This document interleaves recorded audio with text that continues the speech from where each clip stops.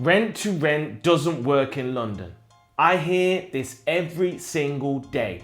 High prices, too much competition, agents hate rent to rent, 90-day rule, Article 4, I've heard it all. And on this video, I'm gonna break down why that is just not true. And if you know these top tips, you can overcome and be massively successful in rent to rent in London. First things first, disclaimer, I am not currently based in London. But I lived in London for 10 years. One of my first rent-to-rent deals was in London, and I've helped countless other people get deals in London. In fact, I've got mentees all around the country getting deals and having success. So the purpose of this video is to dispel your doubts and let you know that rent-to-rent does work in London. You just need to modify it and you just need to master certain things, okay? And a lot of it is mindset, by the way. So let's get into it. Number one, prices are too high. Well, guess what? London is more expensive than the majority of the rest of the country. It's the capital, that's what it is. But it swings both ways. So what I mean by this is, yes, you're going to pay more to the landlord for your guaranteed rent, but you're also going to be able to charge your clients more as well. So they kind of cancel each other out. The only discrepancy here is if you're trying to do rent to rent with no money and the rent's London £3 a month rather than Huddersfield £600 a month, clearly it's going to be a bit harder. But as long as you've essentially got a little bit more money, not only is it exactly the same, but you will actually earn more, okay? Because there's so much demand in London, you better charge so much more. So if you can get past the money blockages and you thinking, oh, I can't guarantee £3 a month, you can actually smash it and make even more money. And that's what I'm seeing with people that I'm seeing doing deals in London right now and deals that we're actively involved with in London right now. The second point is you've got to think outside of the box. And that's what we're all about with Rent to Rent 2.0. This means if a property doesn't work for HMO, maybe it works as SA. And we've done that recently. I've got some mentees that are in the Holloway area. We saw this amazing 5-bed HMO that looked great, but the guaranteed rent was £3,000 and there was just no margin in it for us. Think about it, 5 rooms, £750 a room, what, 1,500, £3,000. So we're at £3,750 total income. Well, the guaranteed rent's £3,000. So there's only two ways we can make that work. One, offer the landlord less, but London's competitive, so we're going to lose the deal. Okay, it's in a nice bit. Or number two, we've got to find a way to earn more money. And the way we've done that is through corporate and construction serviced accommodation.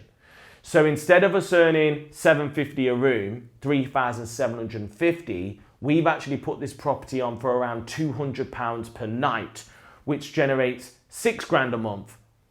Does £3,000 still feel like a lot? Because they're smashing it, making over £2,500 a month off one single deal. So think outside of the box. Number three is area. London is a big place, so it's pointless you looking on Rightmove under London and pinging from north, south, east, west. It's a joke. I remember when I used to live in East and I would want to go town or West End, or I'd want to go northwest, and it would take me like hour and a half. In fact, sometimes it would take me longer to get from East London to West London than it would from East London back up to home in Derby. So niche down. That means you need to choose a borough or an area that you are going to focus on, so then you're just not running around like a headless chicken. And I was looking the other day and I actually saw Brent, the borough, is actually bigger than Derby, the whole city of Derby. So make sure that you pick a small area and then just focus on it, because you're more likely to build momentum, build relationships with the agents and understand the streets and the prices, and that's the way you're going to scale. So try and avoid going all around London. Number four, and I hear this a lot, there's too much competition, you know, agents have really switched on with rent to rent and it doesn't work. And you would be right, once again, just because it's a bigger market, but once again, there's more properties. So it's almost like these are the blockers that you're saying to yourself to just not follow through. So the key thing is building relationships and staying persistent and consistent, and you rising above the competition through just being more transparent, more honest, and better at what you do. So don't let that stop you. Please don't let that stop you. Know that it's going to be a bit tougher, but once you crack it, you will absolutely be set. And number 5 is Article 4, 90-day rule, and you just basically using excuses. Any excuses you can. Article 4 does not mean that you can't do rent-to-rent deals, okay? It basically means that you have to target existing HMOs within Article 4, or you have to find an area just outside of Article 4 to convert the properties. And this is actually a really cool point. If the prices are a little bit too high in the center, then why not move out to zone 4, 5, or even 6? Because there will be a point when Article 4 stops and the prices drop, but you can still commute into Central in like 20 minutes.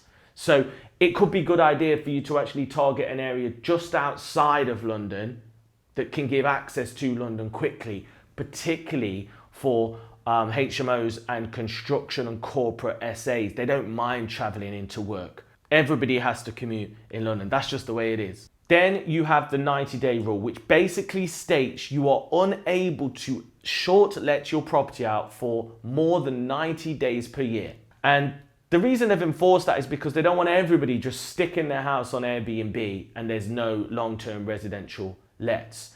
But that's not an excuse not to do SA. You just need to work with the system. And there's a couple of ways of doing that. Firstly, any stays over 90 days don't count. And secondly, I like to use company let agreements for the company stuff that we've got, which basically means that we can use ASTs to work around. And then those 90 days are just what we use in between stays. And as I said, I've had SAs in London personally, so I am talking from direct experience. So I hope you found this video useful, and I hope it's given you more confidence if you're trying to do rent to rent in London. And one final thing I would say is mindset wise, don't let all these blockers take over, because there's only really 2 important things in terms of your success with your rent to rent 2.0 journey. The first one is going to be you believing and doing the work because you believe it. And the second is going to be relationships. And none of the factors I've discussed in this video have any bearing on your ability to follow through and work and your ability to build relationships. So you can smash it, I promise you. Any questions you've got, comment below or hit me up on Instagram @SimonSmithOnline, and I'll see you in the next video.